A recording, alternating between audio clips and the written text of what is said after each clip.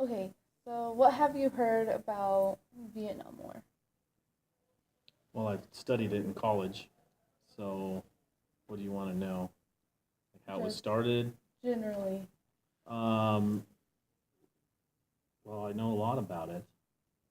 So how it started, it wasn't supported by the American public. Um, Killed many tens of thousands of American soldiers. Great.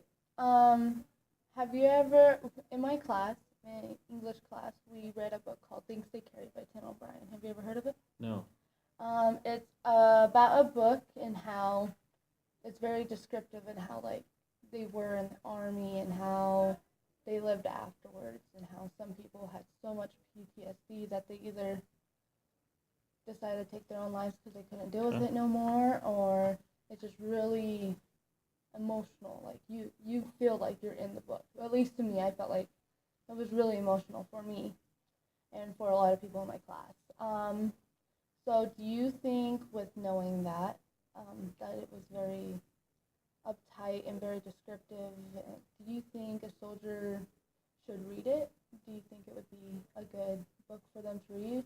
Or do you think it would bring up memories and it's not a good idea? No, I think that would be a good idea for them to see that they're not the only person suffering what they're going through. So I think it would be good, beneficial for a soldier to read that. I should mention that Tim O'Brien also says he makes the whole thing up. Like at the end of the book, it was like, I've lied about everything. Really? Yeah. Well, then that would probably just upset some So soldiers. knowing that, Yeah. what do you think now? It still may benefit them. It still may make them confront their problems, Yeah. even though it's made up. So it So would probably still benefit them. psychologically, how do you think the book would react to them? Because a lot of them, they're emotionally unstable. Like the littlest things tick soldiers off. Yeah, you never know. I mean, everybody's an individual, right? You don't know how they're going to act. Some person might view it as confronting their problems. Others might see it as a reminder and act out on that. And so it's hard to say. Um, You don't know how somebody's going to react to anything, really. you served our country, right? Yes. Can you explain what you did? I was in the Marine Corps, 1991 to 1995. I was in artillery, which is out in the field most of the time. It was peacetime, so it was at the end of the first Gulf War and in between the first Gulf War and the second Gulf War. So it was peacetime. So you never had to do anything very dangerous. I mean, there's always inherent danger in training, but I was never in combat, in a combat situation. So you being in the field, if you picture like you in Vietnam War, because you kind of have the feeling what it's like out there, Mm-hmm. just not killing people and having it like. Mm-hmm. What do you think it would happen to you psychologically?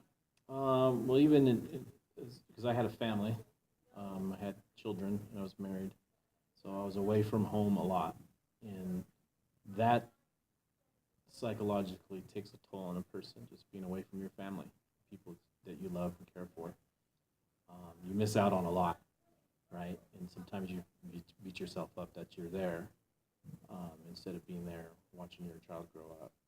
So, it takes a toll, and that's the hard part, especially these soldiers that are half a world away, being away from home. Um, Actually, in our book, there's a character. Um, he he goes in with a girlfriend, and he has a souvenir. They call it his good luck charm, and it's his girlfriend's pantyhose. Did you ever have a charm like that? Anything your wife gave you, like letters or? I kept all the letters. Yeah. At that time, we didn't have cell phones or internet. The internet was new, so your only connection to the outside world was letters. So I would keep them and I would refer back to them. Yeah. Do you at the beginning, this character, like in Things Fall Apart, his girlfriend is in love with him, and then when he comes back, his girlfriend's like, "You're a completely different person. I don't know you anymore." Do you think if you were to go into a battle, that you think it would change you to the point where people don't know you no more? It's possible. I mean, I haven't been in that situation, but the military in general changes a person. So I was definitely a changed person coming out. So my wife had to deal with that, and she, it was a problem.